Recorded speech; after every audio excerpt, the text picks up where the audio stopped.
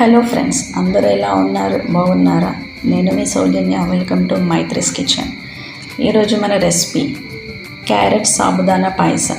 పాయసం అనగానే ఎంతో ఇష్టంగా తినేస్తాం. అలాంటిది క్యారెట్తో చేస్తే కమ్మగా రుచిగా ఉంటుంది. మరి సాబుదానా పాయసం ఎలా చేయాలో చూద్దామా? ఇంకా లేట్ ఎందుకు, స్టార్ట్ చేద్దాం. ముందుగా 1 కప్ సాబుదానా తీసుకొని బాగా వాష్ చేయాలి. 1 టైం సరిపోతుంది. ఏ కప్పుతోని అయితే మనం సాబుదానా తీసుకున్నామో అదే కప్పుతోని 2 కప్స్ ఆఫ్ వాటర్ పోసి 3 అవర్స్ నానబెట్టాలి. ఇప్పుడు క్యారెట్ తురుముకోవాలి. మనకి 2 టైప్స్ ఆఫ్ క్యారెట్స్ ఉంటాయి, regular carrot and Mumbai carrot. ఇక్కడ నేను రెగ్యులర్ క్యారెట్ తీసుకుంటున్నాను. క్యారెట్ హెల్త్కి అండ్ కంటికి చాలా మంచిది, స్కిన్ గ్రో ఉంటుంది. అలా క్యారెట్ వల్ల ఎన్నో చాలా హెల్తీ బెనిఫిట్స్ కూడా ఉన్నాయి. ఇప్పుడు ప్యాన్లో 1 టేబుల్ స్పూన్ నెయ్యి వేసుకోవాలి.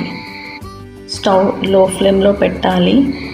నెయ్యి కరిగాక ఇప్పుడు డ్రై ఫ్రూట్స్ వేయాలి. నేను కాజు అండ్ బాదం తీసుకున్నాను. 10 కాజూస్ అండ్ 10 బాదం తీసుకున్నాను.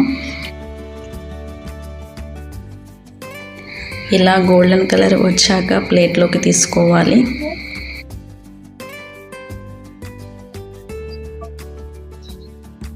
అదే ప్యాన్లో 2 టేబుల్ స్పూన్ నెయ్యి తీసుకోండి. నెయ్యి మెల్ట్ అయ్యాక ఇందాక తురుముకున్న క్యారెట్ వేసుకోవాలి. 5 to 10 మినిట్స్ నెయ్యిలో కొంచెం వేయించాలి.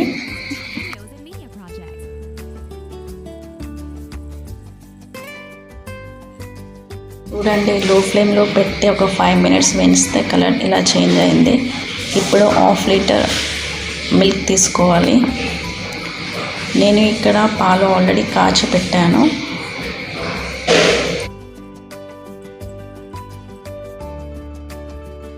ఒక 2 మినిట్స్ తర్వాత మనం ముందుగా నానబెట్టుకున్న సాబుదానా పాలల్లో వేసేయాలి. వేసిన వెంటనే కలుపుతూనే ఉండాలి. సాబుదానా వేసాక కలుపుతూనే ఉండాలి ఒక 5 మినిట్స్, లేకపోతే అడుగంటిపోతుంది.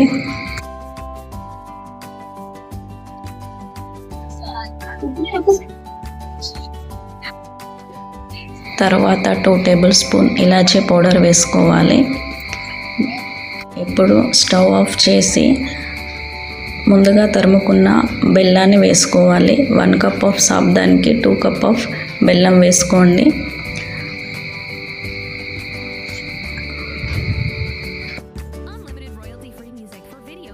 బాగా వేడిగా ఉన్న పాలల్లో బెల్లం వేస్తే పాలు పగులుతాయి. అందుకే స్టవ్ ఆఫ్ చేసి బెల్లం వేసుకున్నాక కొంచెం కలపండి. అందులో బెల్లం మెల్ట్ అయిపోతుంది.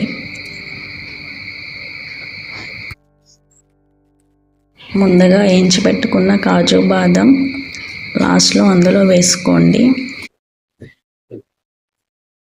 చూడండి, చల్లబడుతున్న కొద్దీ చిక్కగా అవుతుంది. మీరు కూడా మీ ఇంట్లో ట్రై చేయండి. Thank you for watching.